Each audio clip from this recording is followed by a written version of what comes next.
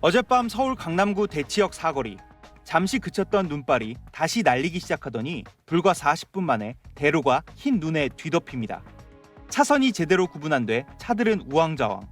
도로에 염화칼슘을 뿌리는 제설차가 투입됐지만 눈이 계속 내리면서 효과는 제한적이었습니다. 한반도 상공에 있는 영하 40도의 저기압입니다. 이 저기압은 평소 같으면 동쪽으로 빠져나가지만 좌우 고기압에 갇혀서 이번엔 제자리에 머물렀습니다. 그렇게 머무른 저기압이 시계 반대 방향으로 회전하면서 한반도에 북서풍을 불어넣었고 그 북서풍을 타고 눈구름이 그제 밤부터 내륙으로 유입됐습니다. 두 개의 고기압의 저기압이 갇힌 이른바 더블 블로킹이 한반도 폭설의 원인이었던 겁니다. 경악스러울 정도로 수온 상승 폭이 컸거든요. 그 블로킹이 위치하게 되면서 황해상의 뜨거운 수증기를 죄다 폭설로 만들어버린 사건이. 하지만 오늘 오후부터 오른쪽 고기압이 힘을 잃으면서 저기압이 빠져나가기 시작했습니다. 그렇게 풍향도 바뀌었고 눈구름도 남쪽으로 점점 내려가고 있습니다. 내일 아침까지 전북 동부에 2에서 7cm, 충청에 1에서 5cm, 전북 서부와 강원 산지, 경북과 경남 서부에 1에서 3cm의 눈이 내리겠습니다. 내일은 막바지 눈이 한 차례 더 옵니다. 29일 금요일 오후 기압골이 다시 한번 통과하면서 서쪽 지역을 중심으로 비 또는 눈이 내리겠습니다. 경기 남부와 강원 남부에 최고 5cm, 수도권과 충청 등에도 최고 3cm의 눈이 내일 더 내릴 걸로 보이고 그 이후로 당분간은 눈 소식이 없겠습니다. SBS 정구희입니다. 경기도 용인의 한 전원주택 마을.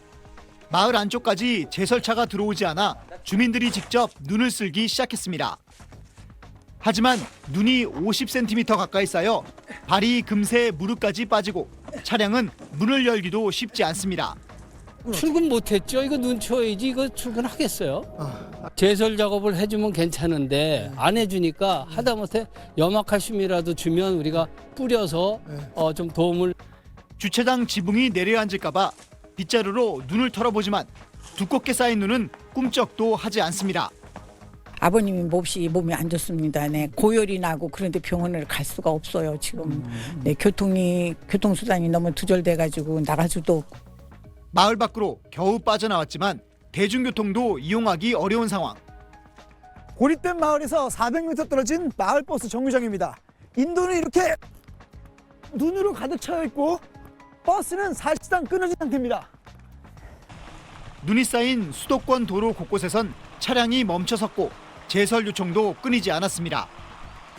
전국에서 가장 많은 눈이 쌓인 용인시 처인구 백안면에선 60대 남성이 집 앞마당에서 눈을 치우다 갑자기 쓰러진 나무에 깔려 숨졌습니다. 막막한 거지. 두산이랑 나무 있는 건 아는데 그저 나무가 하필 눈 쓰는 사람보다 좋칠 때는. 경기도 수원의 한 아파트 지하 주차장 입구입니다. 입구 주변에 세워둔 차들이 파손됐고 주차장 덮개가 무너져 내리면서 지하에 주차된 차들은 모두 발이 묶였습니다. 내일쯤 해갖고 크레인 불러갖고요. 이렇게 뚜껑 덜어갖고 그다음에 이제 차 빼고 뭐 수리를 해준다는 보험 처리까지 뭐. 이번 폭설로 경기도에서만 43세대 71명이 일시 대피한 것으로 집계됐습니다. 경기도 교육청은 오전 7시 반 뒤늦게 휴업을 검토하라고 지시해 대응이 늦었다는 비판이 나왔습니다. SBS 최우원입니다. 오늘 오전 경기 안성시의 한 창고. 앞부분이 종잇장처럼 구겨지더니 그대로 무너져 내립니다. 지붕에 잔뜩 쌓인 눈의 무게를 이기지 못해 창고가 무너진 겁니다. 펄럭거리는 느낌 나가지고 뭔가 앞에 봤더니 갑자기 앞에 있는 창고가 확 무너지길래 저희 깜짝 놀랐어요. 사고 당시 창고 안이 비어 있어서 다행히 인명피해는 없었습니다. 두꺼운 눈이 쌓여 있는 비닐하우스 곳곳이 움푹 들어가 있습니다.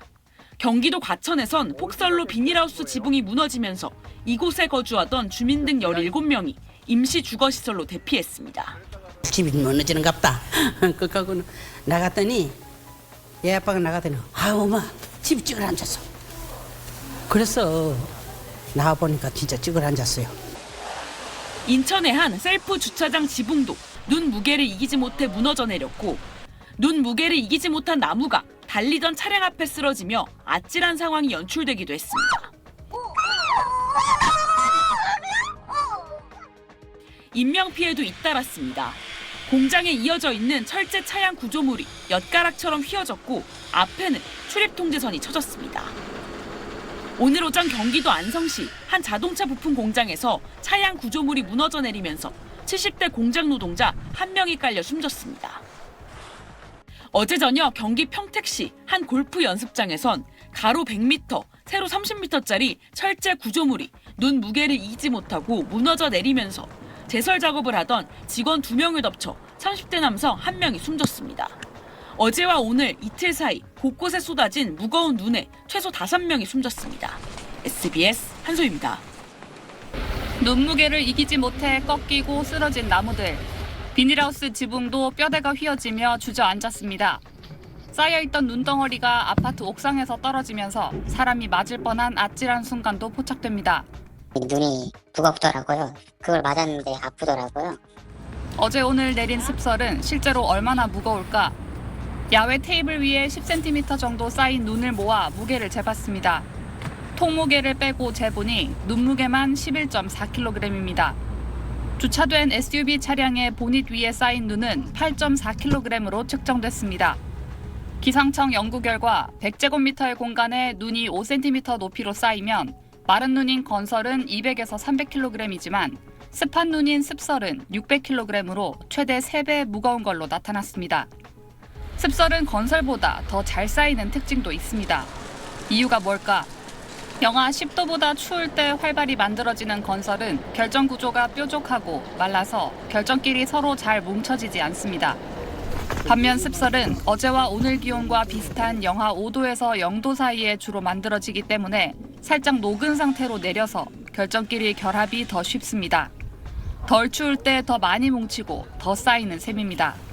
쌓이는 높이가 올라갈수록 눈덩이 밀도가 급격히 커지고 그만큼 훨씬 더 무거워집니다. 이 결정들이 녹으면서 점차적으로 물방울들이 많이 달라붙게 됩니다. 두터운 형태로 변환이 되고 같은 부피를 할지라도 무게가 훨씬 더 무거워짐. 지난 2014년 폭설로 경주 리조트 체육관의 지붕이 무너지면서 10명의 사망자를 냈는데 당시 지붕 위 습설의 무게가 무려 180톤이었다는 분석이 나왔습니다. 기상청은 지난해 말부터 강설량뿐 아니라 눈의 무게도 3단계로 나누어 예보합니다. 무거운 눈이 예보된다면 시설물을 사전에 점검하고 눈이 쌓이면 서둘러 치워서 피해를 막아야 합니다. SBS 박하정입니다.